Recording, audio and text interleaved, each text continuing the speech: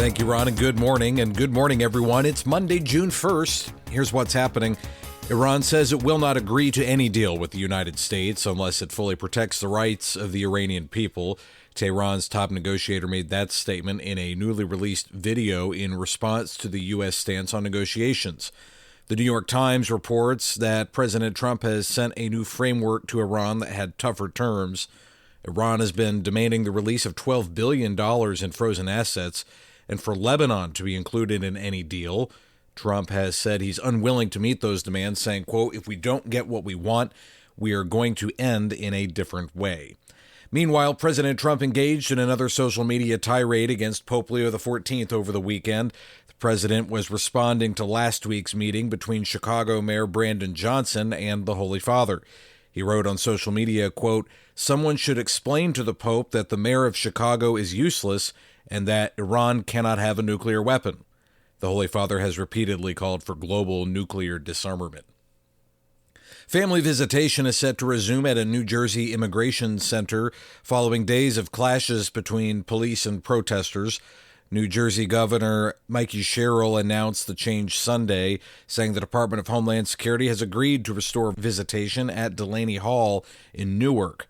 The announcement came after a tense week in which the New Jersey State Police were ordered to provide security outside the facility to prevent further clashes between demonstrators and federal officers.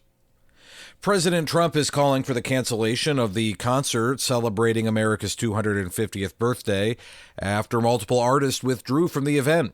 Trump posted on Truth Social saying it should be a giant MAGA rally instead, with the president delivering a major speech. Several artists who withdrew from the June 25th celebration said they signed on to perform at a nonpartisan event.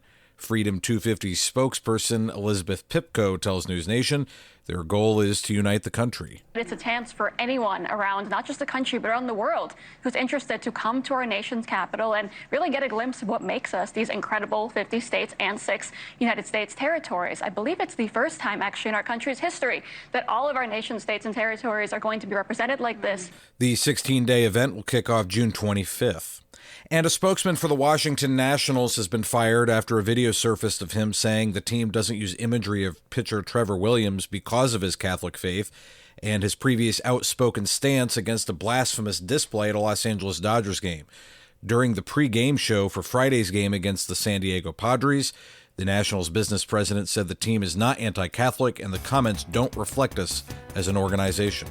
And that is the news this morning. I'm Matthew Handley. Back we go to Toledo. Here's Ron, Dave, and Pat.